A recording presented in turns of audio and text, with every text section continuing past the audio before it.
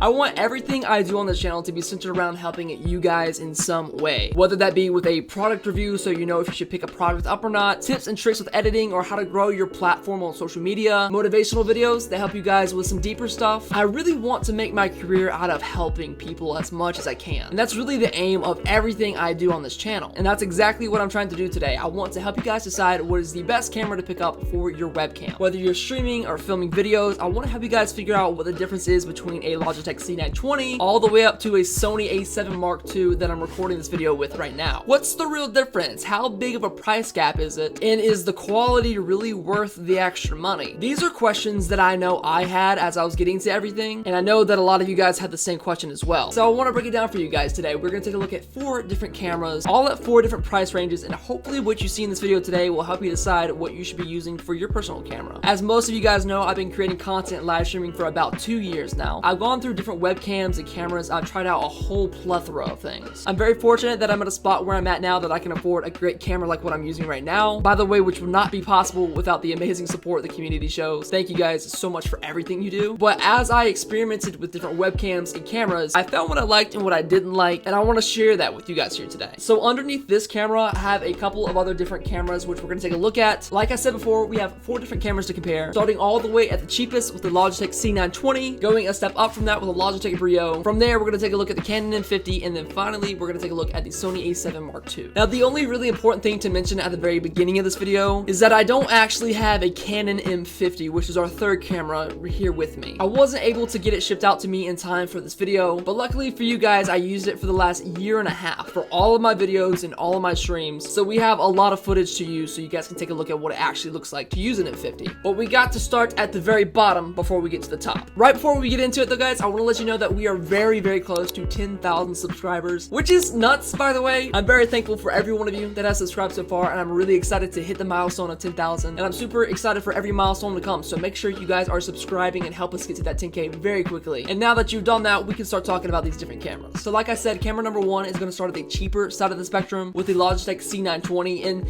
by cheap, I mean usually cheap. At the current time of this recording, we are going through a global pandemic. I've talked about this in another video already, but webcams are pretty expensive as of right now. This Logitech C920 usually runs you about $50-ish, but right now the cheapest one you can really find is about $150. But that won't last forever. That's just because of the shortage of cameras, because everybody's on Zoom calls, doing school and business and whatever else. And if you don't want to wait until the pandemic's over and you want to get streaming right now with a webcam, you can actually use your iPhone as a camera. And I made a video on how to do that about 2 weeks ago. So click the link down below to find out how to use your iPhone as a webcam. But I'm making this whole price spectrum from what the cost of the webcam usually is. So this webcam by itself is typically, like I said, about $50-$60. It was my very first webcam for all streaming and all gaming videos. I've gotten a lot of use out of this C920 right here. A very simple to set up USB webcam that produces a great 1080p 60 FPS quality image, but I'm sure you guys probably want to know what it looks like. So I'm going to show you one by one what each of the webcams look like, and then we'll do some side-by-side comparisons. So this is it right here. This is the Logitech C920. You can see it looks a lot different than the camera we were just using, but honestly, this is a good image for the price point which you pay for one of these typically. The only problem I found with the C920 is that the colors do get a bit washed out. The white balance is definitely a lot cooler in the auto settings. It's got a decently normal field of view to it. You can see a good amount of the stuff around me that you couldn't see with my other webcam. I like this webcam a lot, and it's given me very minimal issues in the past. I have had some connectivity problems in the past, but those are very rare it seems. This camera really doesn't handle low light that well. Let me show you. So this is what it looks like with almost no lighting whatsoever, with the exception of this lamp back there, so I wasn't like completely not visible. The image is definitely a little bit blurrier when you have the lights off. In terms of quality, it definitely is not the pinnacle of webcams. Let's cut the lights back on.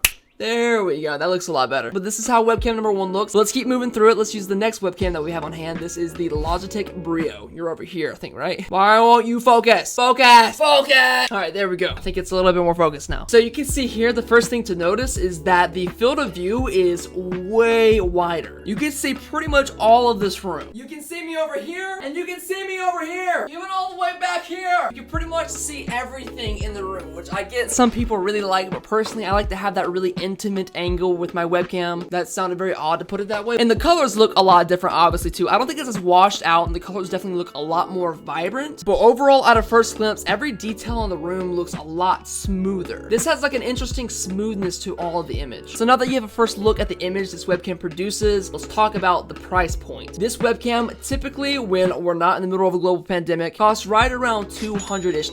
And that's a big price jump from the C920 typically being about 50 bucks. And it leaves us asking a question of, is it actually worth an extra $150? I think there's a lot of good things that come with this webcam. Obviously, I'm not washed out at all. The white balance looks very normal. Colors are very vibrant. You have a nice wide angle image so you can show off all of your room if you want to. But is it more worth it than spending $50 and having something that looks a little like this? You tell me, which one looks better? Now, continuing on, we have to look at our first DSLR camera that we're going to be using as a webcam. I want to put on screen a couple of examples of the Canon M50. Like I said earlier, unfortunately, I was not able to get an M50 in my hands for this video, but I have created content and streamed with it for the last 2 years. So luckily, I have a ton of VOD footage and videos for you guys to look at and see if you really like that camera for yourself. So as you can see here from one of my streams I did with this webcam, there is a much greater sense of detail. Colors look balanced, nothing looks washed out, everything is distributed very evenly, and it's pretty much plug and shoot once you get it out of the box. The auto settings for this camera were perfect for all of my streams and the majority of my videos. Obviously, DSLRs are not USB plug-in, you have to have some kind of cam link. Yes, with better quality and the ease of being able to just set it up and shoot, the price point is gonna go up a bit. For a brand new Canon M50 right now, it looks to be about $549, which is really on the lower end for DSLR cameras, especially since it includes a kit lens in that price. For $549, you can have a nice webcam and vlog camera, but I will say there were some downsides to having an M50 that kinda sucked. Don't get me wrong, having the M50 was great, and I'm very happy that I got a lot of cool footage and great streams out of it. But it was a meme in my community for the longest time that my camera has problems. I was notorious for having my camera just turn green out of nowhere and then die. It would have weird glitching and at random times completely distort the entire image. And sometimes that even affected my audio for some reason. There's been some reported problems with using a Canon M50 as a webcam, and to be completely honest, all of the issues I had seemed to be pretty rare, but I didn't want to make this video without bringing that up because it's something to consider. You might have these rare problems with a cheaper DSLR, especially when you're putting it through a lot and you have it on 6 to 12 hours a day for recording or streaming. The camera's great, but I think the quality of it over time just seemed to decline pretty quickly. It did make my personal experience with the camera rather frustrating. But again, my problems were relatively rare, so I doubt you're gonna have the same issues. But I think it's important to know before you buy a camera like that there have been reported issues in the past with using this thing as a webcam. So now that we've gotten a look at the M50, we need to talk about my personal camera, the Sony a7 Mark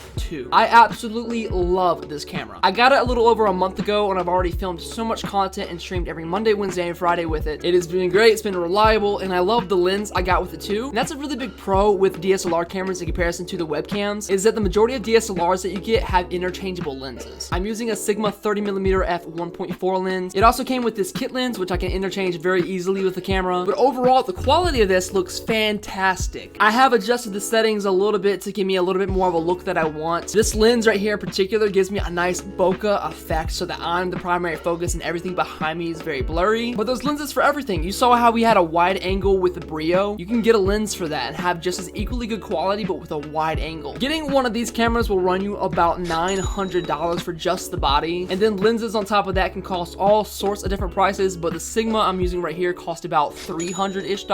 So all in all, about a $1,200 camera rig that I have going on for my streams and my content. I definitely do not recommend picking one of these up off the bat, but I think it's important to show you guys the different levels of quality just so you have an idea of what these actually look like. I've purchased this camera right here not just as my webcam. I'm going to be using it for so many things, from of course streaming to making content to doing photography and videography for different clients I work with. There's a whole slew of things I'm going to be using this camera for, and so it was definitely worth the investment for me. I think one of the most important things to think about when you're buying a camera as a webcam is just how much usability you're going to get out of this long term. So now that I've introduced you to all the cameras and talked about all the different price points, some of the pros and the cons of each of the cameras as webcams, tell me honestly in the comments down below which one you think looks best. I think the most worth it of all four of these in particular probably is going to be the Brio, just because it is really good quality. You got a very wide angle view. You can adjust some of the settings to make the image look exactly how you want it to. I think quality is definitely important, but obviously getting the most for your dollar is the most important thing. Hopefully this was helpful for some of you. I don't know if it was. If there's anything I can do to kind of further elaborate on it, feel free to let me know about it. Come talk to me live on my stream every Monday, Wednesday, and Friday. I love talking to you guys about tech and furthering your streaming careers. I want to have you guys go far, and I encourage you on your path of content creation and streaming. That's pretty much everything for me. I'm gonna have all these cameras linked down below. I even have a couple different kit lists linked down below, so if you want some starter gear or know what kind of gear I use personally, you can click all the links down below, find it, buy it for yourself, share it with a friend. and whatever you want to do, it's all linked down there. So yeah, that's pretty much everything for me. Hopefully I covered everything and gave you guys a good idea of what the difference is between these cameras. Appreciate you guys for watching. Hopefully you enjoyed, and if you did and don't mind doing so, go ahead and drop a sub-like.